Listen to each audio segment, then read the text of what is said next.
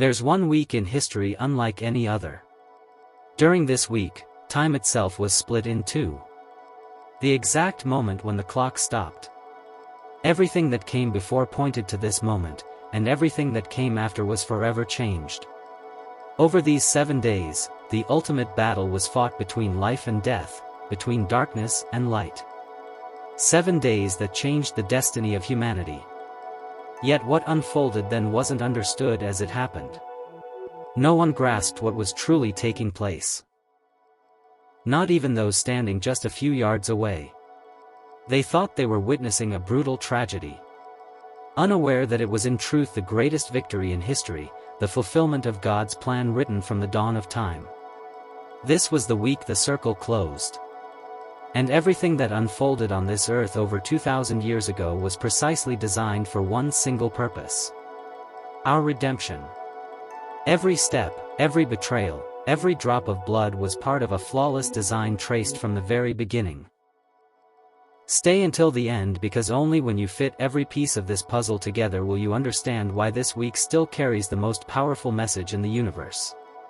For 3 years, Jesus traveled through dozens of towns, shattering every limit of what seemed possible. His power was undeniable. He healed the sick, set the oppressed free, and performed miracles no one had ever witnessed. But Jesus didn't just heal incurable diseases. He demonstrated something far more astonishing. He had absolute control over death itself. His name echoed throughout the region like an unstoppable wave. People crowded at doorways and multitudes began following Jesus wherever he went. The sick, the oppressed, those who had lost everything came to him carrying their desperation. And then the moment came. The hour had arrived. The map of his life now pointed to one place. So when the time approached for him to be taken up to heaven, Jesus resolutely set out for Jerusalem. The countdown had begun and he had to arrive on time to deliver a crucial message. The journey was long. He went through the villages of Samaria and the region of Perea across the Jordan River, teaching about the kingdom of God and preparing his followers for what lay ahead. When they finally reached Jerusalem in time for the Feast of Tabernacles, Jesus went straight to the temple and began to teach. The tension with the religious leaders was thick enough to cut with a knife. In the midst of the debate, Jesus threw down a challenge. "Truly, truly, I tell you, whoever keeps my word will never see death." The Pharisees mocked him. "Are you greater than our father Abraham, who died? You're not even 50 years old, and you say you've seen Abraham." Then Jesus fixed his gaze on them and spoke the words that sealed his fate. "Before Abraham was, I am." The shock was absolute. I am was the sacred name of God revealed to Moses at the burning bush.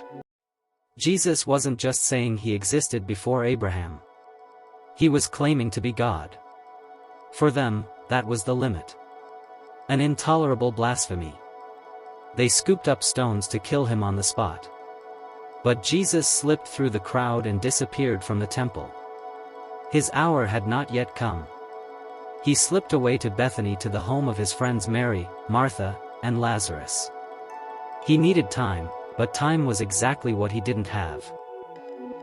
When things calmed down, Jesus returned to Jerusalem. And there he healed a blind man at the pool of Siloam, a place you can still visit today. But this fresh display of power only fanned the flames. During the Feast of Dedication, what we now call Hanukkah, the religious leaders cornered him in the temple. They demanded a straight answer. "Are you the Messiah, the saving king we're waiting for? Tell us plainly." Again Jesus left them speechless. He said, "I and the Father are one." Those were the words, the definitive claim. Once again, Jesus got the same reaction. They reached for stones again, ready to execute him for blasphemy. And for the second time, Jesus slipped away. This time fleeing to the region of Perea. There he received terrible news. His friend Lazarus was gravely ill in Bethany. But Jesus didn't go to save him. He waited 2 full days. His disciples couldn't understand it. When they finally arrived in Bethany, Lazarus had been dead and buried for 4 days. Then Jesus did something that would have nearly the whole nation hailing him as king. The greatest public miracle of his life was about to unfold. Martha, heartbroken, said to him, "Lord, if you had been here, my brother would not have died." Then Jesus looked at her and said, "I am the resurrection and the life. Whoever believes in me, even if he dies, will live." And standing before the tomb, his voice rolling with divine authority, he cried out, "Lazarus, come out." And suddenly the man who had been dead walked out of the grave. It was the most public, most defiant miracle of all. There was no turning back now. The news spread like wildfire. All Jerusalem was talking about Lazarus's resurrection. For the religious leaders, this was the last straw. The Sanhedrin, the Jewish ruling council, called an emergency meeting. They were terrified. Caiaphas, the high priest, argued that Jesus had to die because if everyone followed him, the Roman emperor would see a revolt and destroy the nation. But that wasn't the truth. They were jealous, envious that the crowds were following him and not them. They voted and the decision was unanimous. Jesus had to be executed. From that day on, they officially plotted his death. The end was drawing near and Jesus knew it. The time had come to fulfill the purpose for which he was born, to die. After preaching in Perea and Jericho, he returned to Bethany. There 2 weeks before his death, Mary anointed his feet with an exquisitely costly perfume. "For my burial," Jesus whispered. She was the only one who understood. The exact moment had arrived. Passover. The final week of his life was a masterpiece of provocation. It began with the triumphal entry. Jesus headed for Jerusalem. And word that the man who had raised someone from the dead was so close to the city drew a vast crowd. Then Jesus mounted a young donkey and started down the Mount of Olives toward the city, fulfilling the prophecy of Zechariah 9. The crowd received him like a king, waving palm branches and shouting, "Hosanna! Blessed is he who comes in the name of the Lord, the King of Israel." The name of the Lord. The next day, Jesus entered the temple. And when he saw the marketplace they had made of his Father's house, he was filled with anger. The court of the Gentiles, the only place where non-Jews could pray, had been turned into a noisy, corrupt marketplace. He braided a whip from cords and unleashed chaos. He overturned the money changers' tables, freed the animals, and drove out the changers and merchants, shouting, "It is written, my house shall be called a house of prayer, but you have made it a den of thieves." The final act had begun. The merchants fled while the religious leaders watched from the shadows. The tension in Jerusalem could be cut with a knife. The religious leaders were desperate to stop Jesus, but they had a serious problem. The crowd adored him. How could they do it without provoking a riot? Their chance came from where they least expected.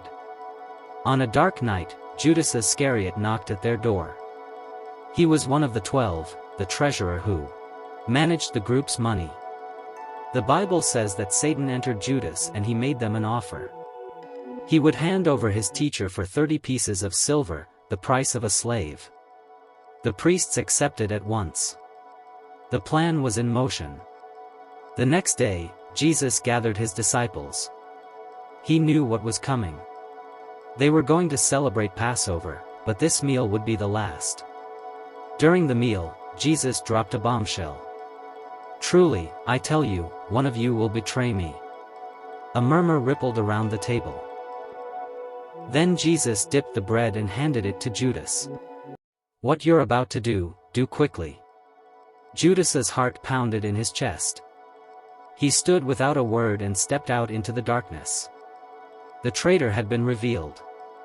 The others didn't understand what had just happened. Then Jesus took the bread. He broke it and said, "This is my body."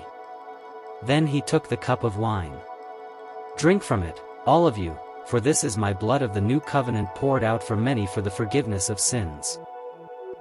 The disciples drank, not realizing they were witnessing the birth of a sacrament that would still be celebrated 2,000 years later. And just when they thought the night couldn't get any more intense, Jesus did the unexpected. He took off his cloak and one by one began to wash their feet. Only Gentile slaves would do this. The master knelt like a servant, showing that leadership in his kingdom is rooted in humility and serving others. After supper, they went out to the Mount of Olives. Jesus did not change the plan. Judas knew that once the meal was over, Jesus would head to a garden called Gethsemane, just outside Jerusalem's walls, where he often prayed late into the night. In fact, that olive grove still exists today. Some of its trees are more than 2,000 years old. They could be the very ones under which Jesus prayed that night. Jesus knelt to pray, but his anguish was so deep that something unexplainable happened. The Bible says his sweat became great drops of blood falling to the ground. This isn't just a metaphor. It's a real and extremely rare medical condition called hematurosis, in which extreme stress can cause the skin's capillaries to rupture so that blood mixes with sweat.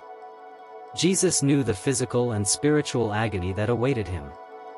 Even so, his prayer was one of complete surrender. "Father, not my will, but yours." Suddenly, the silence shattered. Torches, swords, the clamor of a crowd. Judas had arrived with the temple guards to arrest him. A kiss on the cheek was the signal. The kiss of betrayal. Peter drew his sword and sliced off the ear of the high priest's servant. But Jesus reached out, touched the man's ear, healed it on the spot, and said, "Those who live by the sword die by the sword." Then the unthinkable happened. Seeing Jesus arrested, every one of his disciples fled. All of them, the same men who hours earlier had sworn to defend him to the death, abandoned him. Why? What changed in an instant for their loyalty to vanish? It will all make more sense in a moment. But first, you need to see what happens to Jesus next. The soldiers dragged Jesus through the darkness toward the upper city. It was an exclusive neighborhood where the rich and powerful lived. There, in a lavish mansion, Annas, the former high priest, was waiting. The Jewish priests ruled their people like monarchs. But they had no authority to execute anyone. They needed help from someone else. From whom? That question would shape the next few hours. Jewish law forbade trials at night. It forbade judging cases during Passover. It forbade executions on the very day of the verdict. That night, the religious leaders broke every one of their own rules. Annas questioned Jesus, "Where are your followers? What is it you teach?" Annas didn't know was that two of his closest disciples, Peter and John, were right there, hidden among the crowd, watching in silence. Jesus answered calmly, "I have spoken openly. Ask those who heard me in the temple." For that answer, a guard slapped him. It was the first blow of many. But the worst was yet to come. Jesus was about to say something that would seal his fate and turn almost everyone against him.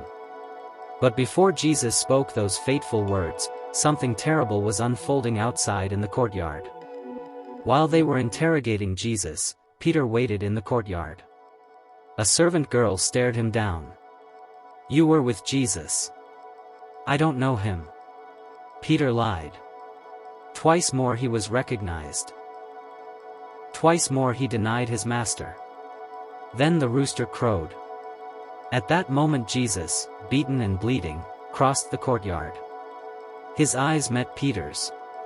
Christ had foretold it exactly. "Before the rooster crows, you will deny me 3 times." Peter ran off, weeping bitterly. Midnight was drawing near. Now they brought Jesus before Caiaphas the high priest. Caiaphas had been plotting this night for a long time. He looked at Jesus and demanded, "Are you the Christ, the Son of God?" And Jesus answered, "I am. And you will see the Son of Man seated at the right hand of power." Jesus wasn't ad-libbing. He was quoting the prophecy of Daniel 7 written 500 years earlier. By taking that text as his own, Jesus wasn't merely claiming to be the Messiah. He had just proclaimed himself to be God. The verdict was immediate: guilty of blasphemy. They now had their pretext to be rid of him. But there was a problem. The Jewish leaders couldn't execute him. Judea was under Rome's rule and only Roman authority could hand down a death sentence. They needed Pontius Pilate. The sun was coming up. Jesus faced a third trial, this time formal, before the full Jewish council. Meanwhile, elsewhere in the city, Judas ran toward the temple. It seemed Satan's influence had left him because an unbearable guilt was crushing him. He went before the priests, threw down the 30 pieces of silver, and shouted, "I have sinned by betraying innocent blood." But his confession changed nothing. He left the temple probably through these gates and made his way to a nearby valley, the Valley of Hinnom. And this is where everything connects. This valley, Gehenna, the very one we mentioned at the start, is the cursed place that gave hell its name. A place of wickedness and pagan sacrifice. And it was there that Judas, consumed by guilt, chose to end his life. Caiaphas took Jesus to Herod the Great's palace from which Pontius Pilate now governed. The Jewish leaders brought Jesus to the palace gates, but did not go in. They didn't want to be defiled right before Passover, and the palace was filled with statues of Roman gods. So, where did the trial take place? The answer lay hidden underground for centuries until archaeologists found the foundations of a raised platform. Pilate would come out of the palace and sit on his judgment seat on this elevated platform. This was already Jesus' fourth trial in less than a day. And his enemies didn't want a quick death. They wanted the most torturous end the empire knew. Crucifixion reserved only for rebellious slaves and enemies of the state. But Pilate hesitated. History tells us he questioned Jesus several times going in and out of the palace. "Are you the king of the Jews?" he asked point blank. And Jesus replied, "My kingdom is not of this world." With those words, Pilate saw no threat to Rome. He went out and declared Jesus innocent. The crowd erupted in fury. Pilate was baffled. What had this man done to provoke such hatred? But then in the midst of the chaos, Pilate discovered a crucial detail. Jesus was from Galilee. And Galilee was under the jurisdiction of another ruler, Herod Antipas. And by an incredible historical coincidence, Herod happened to be in Jerusalem for Passover. Pilate saw an opportunity to hand the problem off and sent Jesus to Herod's vacation palace. Unlike Pilate, Herod was excited. He had heard about Jesus' miracles and wanted a show. He asked Jesus to do one of his tricks, but Jesus didn't say a single word. By then, he had already been beaten and spat on by the temple guards. Now Herod's soldiers wanted their turn. They draped a royal robe over his bloodied back to mock his supposed royalty. Herod laughed, declared him innocent as well, and as if he were a parcel, sent him back to Pilate. But when Jesus returned, the situation had grown worse. The sun was already high, and the crowd had swelled exponentially. This is where the story takes a terrible turn. But you may be wondering, why was this same crowd which had hailed him days earlier now calling for his death? These very Jews had welcomed Jesus as king just 5 days earlier. They believed Jesus would overthrow Rome. They wanted a warrior, a political liberator. But now they saw him chained, spat on, and beaten. They saw him as a fraud. Their warrior Messiah was a weak, helpless prisoner. Disillusion turned to rage and they kept shouting, "Crucify him." Pilate, desperate, tried one last deal. He would hand Jesus over to his soldiers to be flogged. A brutal punishment that might satisfy the crowd. A flogging was no simple whipping. The soldiers used a whip with multiple leather straps, and at the ends of those straps, they tied sharp shards of bone and small metal balls. It was torture designed to fle a man alive. Many did not survive the flogging, and for Jesus, this was only the beginning. The Roman soldiers took pleasure in torturing him. It was their entertainment. They wore a crown of thorns and drove it onto his head as they mocked him. When they brought him out before Pilate and the crowd, Jesus was unrecognizable. Even then, the crowd was not satisfied. They shouted again and again, "Crucify him." But then Pilate tried one last move. It was Passover, and tradition required the release of a prisoner. "Which one do you want me to release to you?" he asked. "Jesus or Jesus Barabbas?" "Yes, you heard that right. Barabbas' name was also Jesus." That detail, so often lost in the retelling, is one of the Bible's most chilling ironies.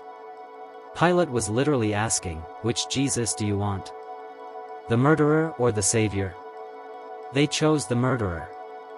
And not only that, they shouted one of the most tragic lines in history, sealing their decision. "Let his blood be on us and on our children." Pilate gave in. He washed his hands and handed him over to be crucified. Jesus was only hours from his last breath. The soldiers dragged him out of the Torium. They loaded the cross's horizontal beam onto his shoulders, rough, heavy, already stained with the blood of other condemned men. Every step was agony. Jesus made his way from the Torium to Golgotha through the heart of Jerusalem's old city. That path of barely 600 m is now one of the holiest places on earth, the way of the cross, the Via Dolorosa. But on that day, it was just an ordinary street turned into a corridor of death. Jesus was so weakened by the scourging that his body gave out on the way. He fell to the ground, the weight of the cross beam pinning him to the dust. At last, he reached the final destination, a rocky hill outside the city walls called Golgotha.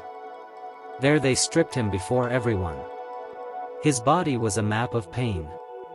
And as they exposed him, the soldiers divided up his clothes, unknowingly fulfilling a prophecy written hundreds of years earlier. Then the moment came. At 9 in the morning, they nailed him to a cross. Beside him, 2 other criminals suffered the same fate. One hurled insults at him. The other, however, did something no one expected. He admitted his guilt and he acknowledged Jesus' innocence. Most people assume that someone on a cross died from the pain or from bleeding out through the nails. But the truth is far more terrible. The real cause of death was asphyxiation. A slow, excruciating struggle for every breath. And grasping that is the key to understanding what truly happened that day. Roman crucifixion was a public warning engineered to inflict maximum agony for as long as possible. To draw even a single breath, Jesus had to push his whole body upward using his feet as a lever again and again for hours. Meanwhile, the crowd mocked. Mary and John, the beloved disciple, wept together. He was the only disciple who stayed through the worst of it.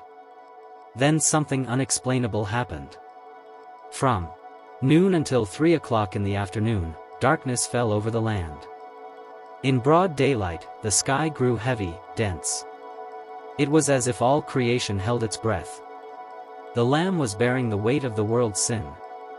And in that eerie gloom, Jesus breathed his final words. "It is finished." That was his mission. No one took his life from him. He gave it. He willingly suffered for every wrong you and I have ever done. In that moment, the earth responded. An earthquake split the temple in Jerusalem in two. The symbolic barrier between God and humanity was shattered. Access to the Father would no longer be limited. But Jesus didn't just defeat death on the cross. He conquered it by rising 3 days later. Because the cross wasn't the final destination. It was the door, the beginning of something extraordinary. To understand how he overcame death, we must trace his steps. For 40 days Jesus appeared in different places on the map. In Jerusalem, in Galilee, on the road to Emmaus. More than 500 people saw him, and many of these witnesses died for proclaiming what they saw. After Jesus' death, the disciples hid in Jerusalem. The religious leaders had sealed Jesus' tomb and posted Roman guards. 3 days later at dawn on Sunday, Mary Magdalene came to the tomb with several other women. Then the impossible happened. The 2-ton stone had been rolled away. The tomb was empty. Jesus' body was gone. In the midst of the confusion, Mary Magdalene sank down, sobbing uncontrollably. A man drew near, but her tear-blurred eyes kept her from recognizing him until the man spoke her name, Mary. Mary looked up and recognized him. It was him. In that instant, everything changed.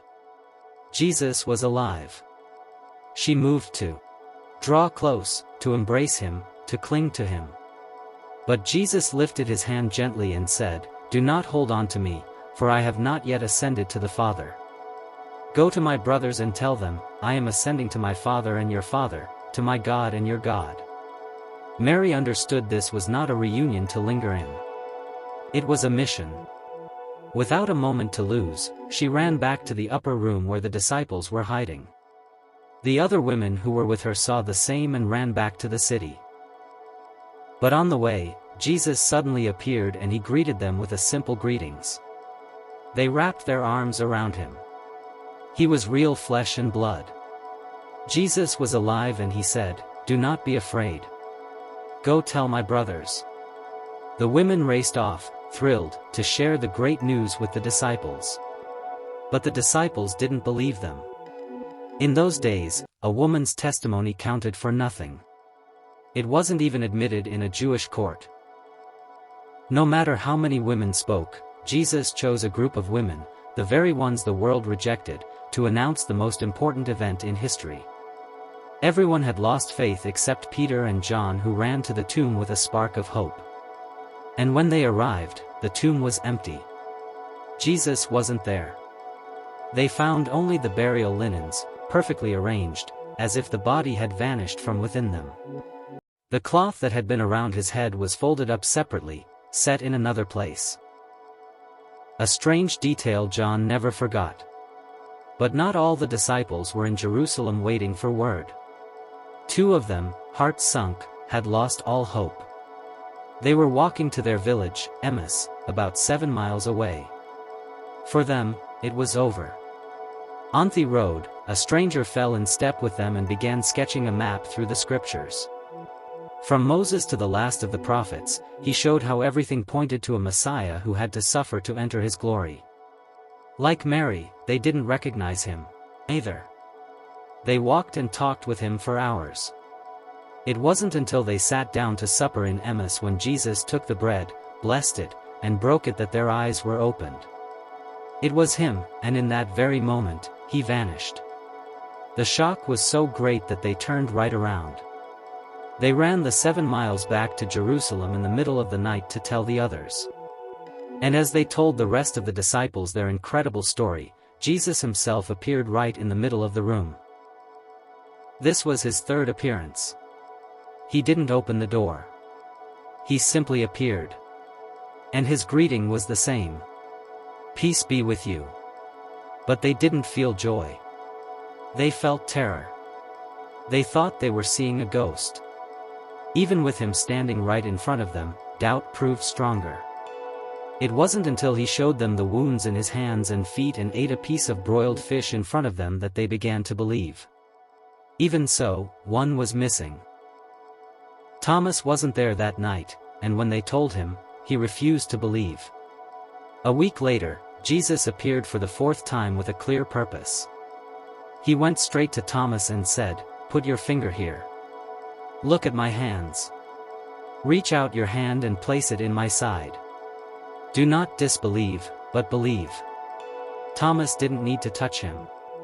He fell to his knees and cried out one of the greatest declarations of faith in all the Bible. "My Lord and my God." Up to now, every appearance of Jesus seemed meant to conquer doubt and to prove that he had truly risen. But the last 3 appearances were different. They took place far from the tension of Jerusalem, out in the calm of Galilee. 8 days later, the disciples had gone back home, back to what they knew, fishing. They were in their boat, discouraged, when a man shouted to them from the shore. It was Jesus. There by the sea, Jesus looked at Peter and asked him 3 times, "Do you love me?" 3 times Peter answered that he did. Then Jesus told him what lay ahead. "When you are old, you will stretch out your hands and someone else will dress you and lead you where you do not want to go." Peter didn't understand it in that moment. But Jesus had just foretold his death. Peter and all the disciples would die in horrific ways, crucified, stoned, burned alive only for saying that Jesus had risen from the dead. Believing that someone rose from the dead is hard for many to accept. Jesus knew that, and so he orchestrated his final 2 appearances accordingly. Jesus told the disciples to meet him on a mountain near the Sea of Galilee. And there's something extraordinary happened. Not only did the 11 disciples appear, but so did 500 of his followers. All at once, we weren't talking about 11 witnesses anymore. We were talking about 500. 500 people who said they'd seen the risen Jesus. That's why Christianity exploded and became the fastest growing faith in history. And then came the final appearance. They gathered on the Mount of Olives just outside Jerusalem. There, with their own eyes, they watched Jesus ascend to heaven until a cloud hid him from view. In that final moment, Jesus didn't give them a physical proof, but a promise, one that would become the most powerful evidence of all. He promised that God's Spirit would come upon them and that this Spirit would draw people to him throughout history. 50 days later, 3,000 people came to faith in a single day. Within a few years, the message spread across the entire Roman Empire. And that's how the most important week in history ended. 7 days that looked like the most painful defeat, and in reality turned out to be the most complete victory. Jesus didn't avoid death. He passed through it. And in doing so, he broke its hold from within. Darkness became light. God's plan was fulfilled. Death was defeated. Sin was overcome. The work of salvation was at last complete. If this message moved you, if at any point you felt something ignite inside, I'd love to hear from you.